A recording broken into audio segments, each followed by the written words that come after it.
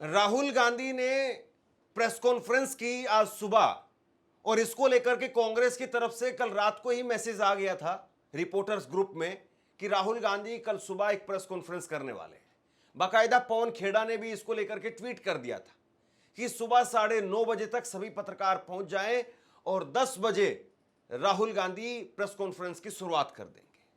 हालांकि press conference 1 घंटे देरी से शुरू हुई, करीब 11 बजे प्रेस कॉन्फ्रेंस शुरू होती है और 12 बजे तक प्रेस कॉन्फ्रेंस चली। और राहुल गांधी की जैसे ही प्रेस कॉन्फ्रेंस खत्म हुई, उसके महज आधे घंटे के अंदर अंदर चुनाव आयोग का जवाब आ गया। और जवाब के नाम पर क्या मिला? ठप्पा। ठप्पा मिला कि ये इनकरेक्ट है, मिसलीडिंग है। वो जो ठप्पा लगता है वो ठप्पा लगा दिया। राहुल गांधी ने प्रेस कॉन्फ्रेंस की, उसको लेकर के तैयारियां और वो सब कुछ हुआ होगा।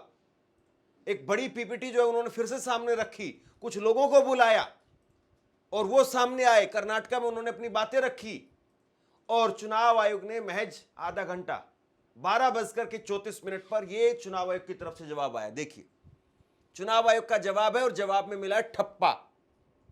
और ये ठप्पा लगा करके कह दिया कि भैया आपकी तो जो ये प्रेस कॉन्फ्रेंस है, ये जो बातें आपने कही है वो इनकरेक्ट है। ऐसा लगता है कि कल जब ये मैसेज साफ हो गया था कि राहुल गांधी प्रेस कॉन्फ्रेंस करने वाले हैं, कल रात से ही ठप्पा लगाने की तैयारी चल रही थी कि किस बात को लेकर के किस तरीके से ठप्पा लगाना है।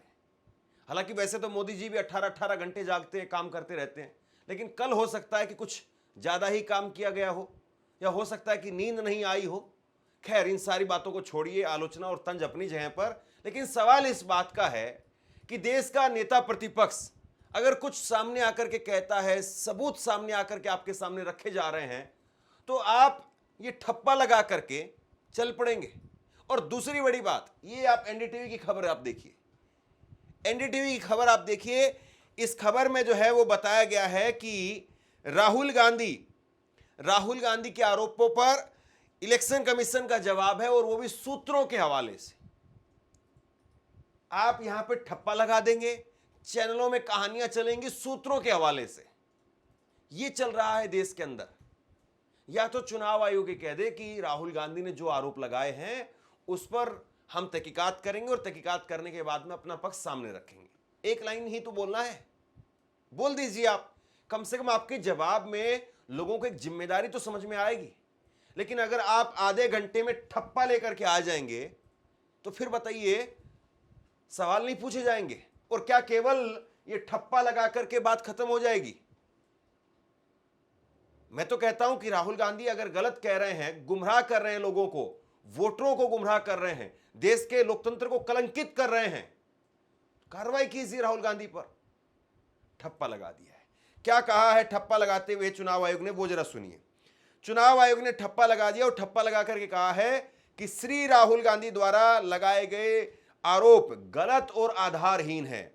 ये ईसीआई का फैक्ट चेक है, उसमें उन्होंने कहा है किसी भी वोट को ऑनलाइन डिलीट नहीं किया जा सकता। कोई भी आम नागरिक ऑनलाइन वोटर लिस्ट से नाम नहीं हटा सकता है, जैसा कि श्री राहुल गांधी ने कहा। फिर इसके बाद में कहा कि साल 2023 में आलंद विधानसभा क्षेत्र में वोटरों के नाम हटाने की असफल कोशिशें जरूर की गई थी।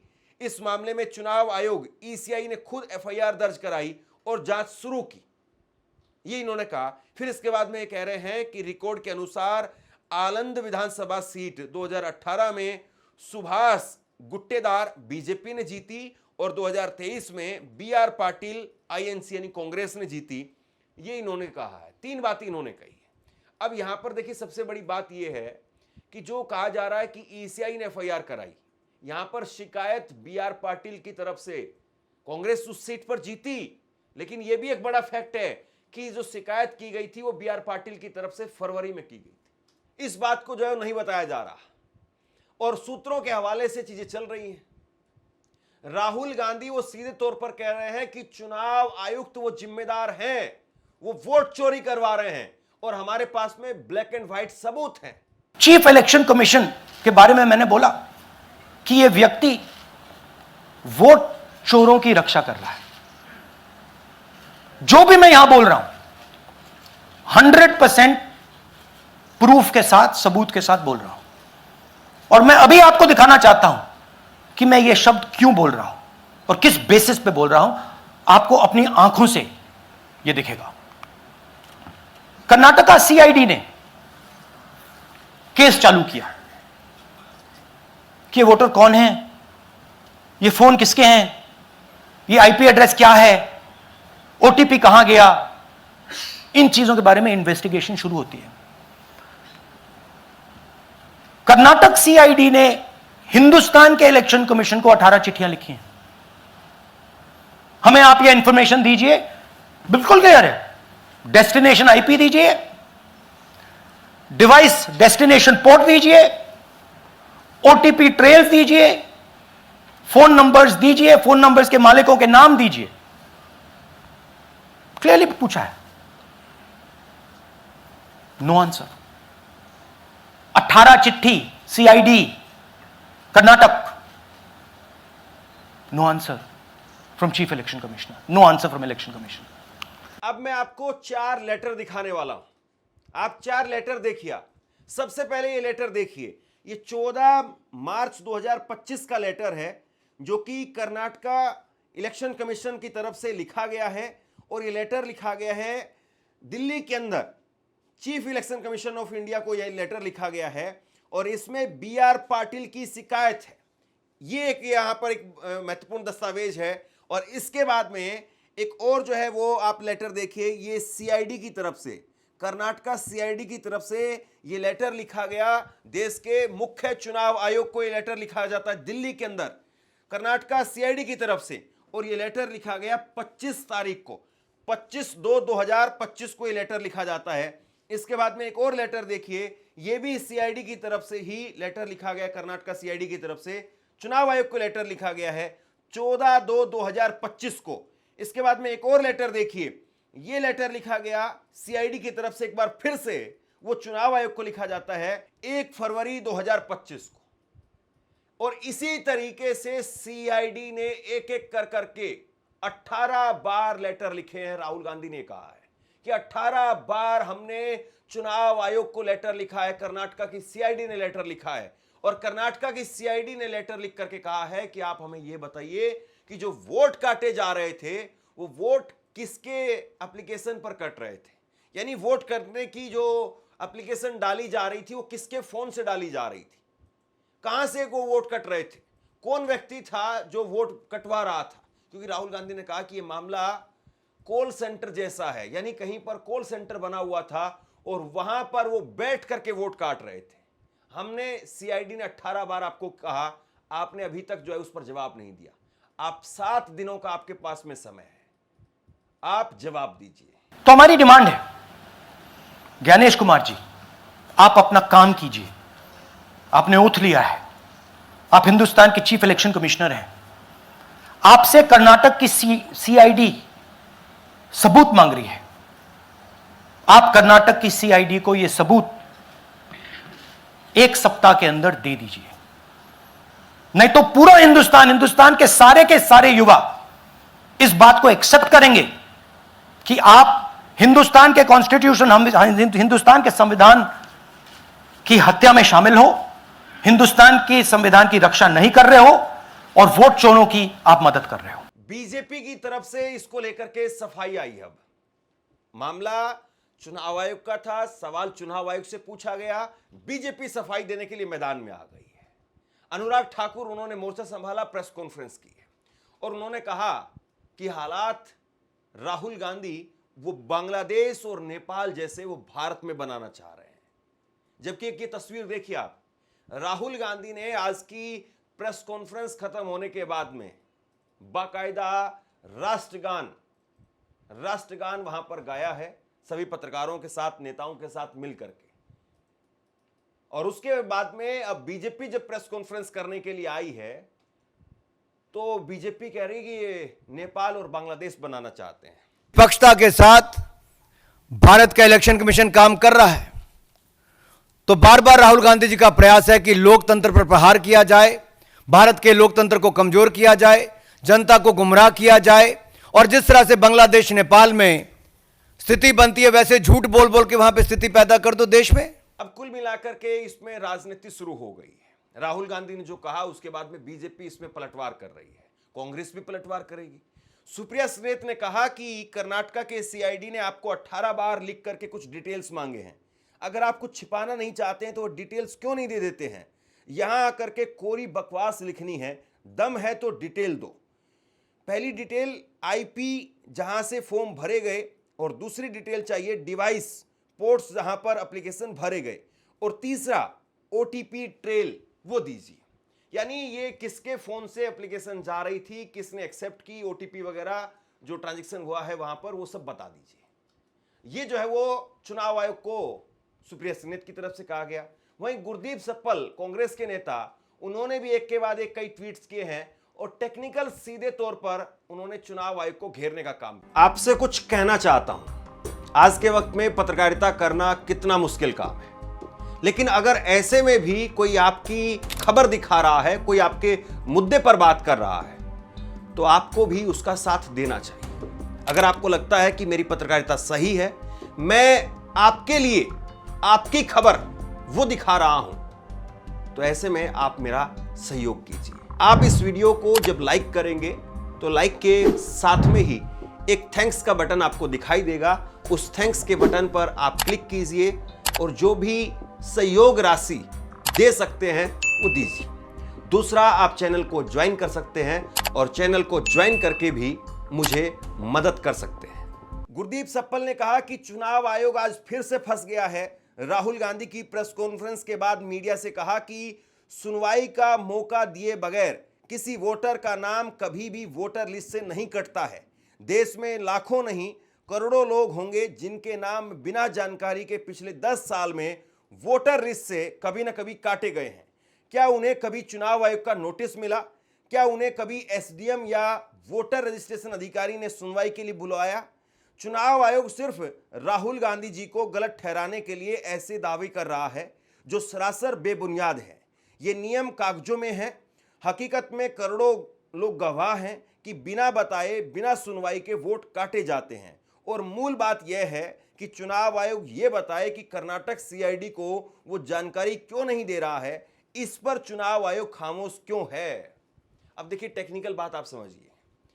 कायदे से जो नियम प्रक्रिया है वो तो अलग होती है। नियम प्रक्रिया के हिसाब से अगर किसी का वोट काटा जाता है तो उसके लिए पहले पूछा जाता है, तब काटा जाता है कि क्या वाकई ये आदमी वहां पर नहीं है, या जिंदा नहीं है, या वो कहीं और चला गया है, या उसने जो है वो अपना नाम कहीं और जुड़वा लिया है दूसरी विधानसभा के अंदर। टेक्निकली तो यही पहलू है, लेकिन सब जानते हैं और हम लोगों ने खुद ग्राउंड पर ऐसे बहुत सारे लोग देखे हैं। आप जाइए उत्तर प्रदेश में, आप जाइए मध्य प्रदेश में, गुजरात में, या फिर हरियाणा में, कहीं पर भी आप रिपोर्टिंग करने के लिए जाइए। जिस दिन वोट डाले जा रहे हो, आपको अलग अलग पोलिंग बूथ्स पर ऐसे बहुत सारे मतदाता मिल जाएंगे जो ये कहेंगे कि हमारे घर में 10 वोट हैं, 5 वोट हैं, लेकिन एक ही वोट आया है, 2 ही वोट आए हैं, बाकी के 8 वोट कट गए हैं, 5 वोट कट गए हैं। कोई कहता है कि मेरी पत्नी का वोट आया है, मेरा नहीं आया है, मेरे पापा का वोट आया है, मम्मी का नहीं आया है। इस तरह की बातें आम हैं और ऑन द कैमरा आपने मेरे चैनल पर भी खूब देखी होंगी और लोगों के चैनल पर भी इस तरह की शिकायतें देखी होंगी। तो चुनाव आयोग जो बात कह रहा है वो कागजी बात है। प्रैक्टिकली क्या होता है, किस तरीके से होता है, ये समझने वाली बात है। और अगर एक्चुअल में अगर प्रैक्टिकली अगर किसी का वोट किसी कॉल सेंटर के जरिए कोई अगर उड़ा रहा है धड़ल्ले से, अगर 10-10, 5-5, 2-2 हजार थोक के भाव में इस तरीके से वोट काटे जा रहे हैं, तो ये वाकई बहुत संगीन हो जाता है। क्योंकि प्रक्रिया, नियम कायदे जो कहते हैं उनको लोग मानते कहां हैं। नियम कायदे के हिसाब से तो आपको बत्ती पर रुकना पड़ता है। अगर रेड लाइट हो गई है तो आपको बत्ती पर रुकना पड़ेगा। कैमरे भी लगे होते हैं, अगर आप रेड लाइट जंप करके जाएंगे तो आपके घर पर चालान पहुंच जाएगा। लेकिन क्या सबको चालान मिलता है? क्या सबके घर पर चालान पहुंच जाता है? या फिर इलाके के हिसाब से भी अलग अलग होता है कि नई दिल्ली के वीवीआईपी इलाके में अगर आप हैं या आप चंडीगढ़ गए हुए हैं तो हो सकता है कि आप सबके घर में चालान पहुंच जाए। या फिर आप किसी ऐसे इलाके में हैं जहां पर कैमरे लगे तो हैं लेकिन कैमरे के तार वो चूहे ने काट दिए हैं या किसी पक्षी ने वहां पर तोड़ दिए हैं, तो कैमरे सिर्फ दिखावटी हैं। कई बार ऐसा होता है कि कैमरे लगे हैं, काम भी कर रहे हैं, चालान भी जा रहे हैं, लेकिन चालान 1000 में से वो 100 आदमियों को जा रहे हैं और 900 आदमी जो बत्ती तोड़ करके चले गए वो ऐसे ही चले जाते हैं। तो नियम, कायदे, कानून ये सब अपनी जगह पर है, सही भी है, लेकिन उसके अलावा जो प्रैक्टिकल धांधली गड़बड़ियां हैं उस पर क्या वाकई बात हो रही है, ये बहुत बड़ा सवाल है। नागराज जी, इन्होंने 2 एप्लीकेशन 36 सेकंड में फाइल कर दी है। और मजे की बात देखिए, ये 4 बजे सुबह उठ के फाइल कर रहे हैं। पता नहीं क्या हुआ, 4 बजे सुबह कहा कि भैया मैं 2 वोटर को डिलीट करूंगा, और कितने 36 सेकंड में डिलीट कर दिए, फिर सो गए।